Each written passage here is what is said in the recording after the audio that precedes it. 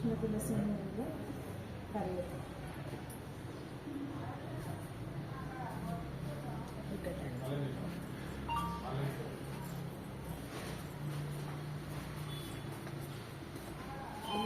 మొత్తం ఫ్లవర్స్ అండి.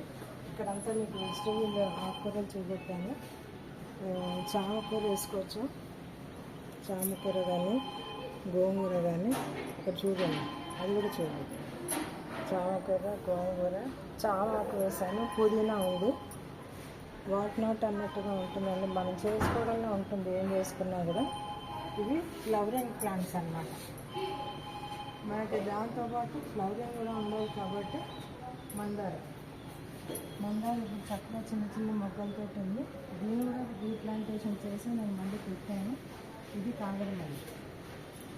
కాగడమల్లి అయితే 365 days పూలు వస్తాయండి. వస్తే మాత్రం సూపర్గా ఉంటుంది. పొద్దున లేచి మనం చూసుకుంటే వైట్గా ఉండి ఎంత బాగుంటుంది. మనకి ఎక్కడో బయట ఫామ్ హౌస్కి వెళ్ళి చెట్లు చూడడం కాదు, మన ఇళ్ళల్లో మనమే చేసుకోవచ్చు. నేను రిపోర్టింగ్ చేసినప్పుడు ఏమవుతుందంటే, ఇది ఈ టమాటా విత్తనాలు కానీ అట్లా అన్నీ వస్తాయి అన్నమాట. చూసారా అట్లా వెళ్ళే రోజు. ఇదేంటంటే ట్రిమ్మింగ్ చేస్తూ ఉండాలి. తర్వాత మీకు చూపెట్టాను కదా గోరింటాకు గురించి. గోరింటాకు నేను ఇక్కడ పెంచిన చెట్టుకు వచ్చినదే. ఇదే నేను ఇవాళ పెట్టుకుంటాను. తర్వాత మీకు ఇంకోటి చూపిస్తాను. అది తమలపాకు కానీ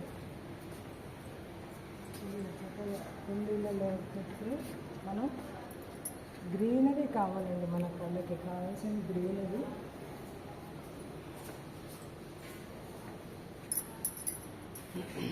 ఇది డ్రాగన్ ఫ్రూట్ కొమ్మ పెట్టాను పైన, బట్ ఎనీ టైం ఎప్పుడో ఒకప్పుడు వస్తుంది.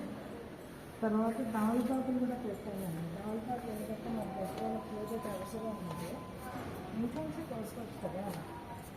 మనం చేసుకోవడంలో ఉంటుంది, ఏమి చేసినా మనం చేసుకోవడంలో ఉంటుంది. తమలపాకు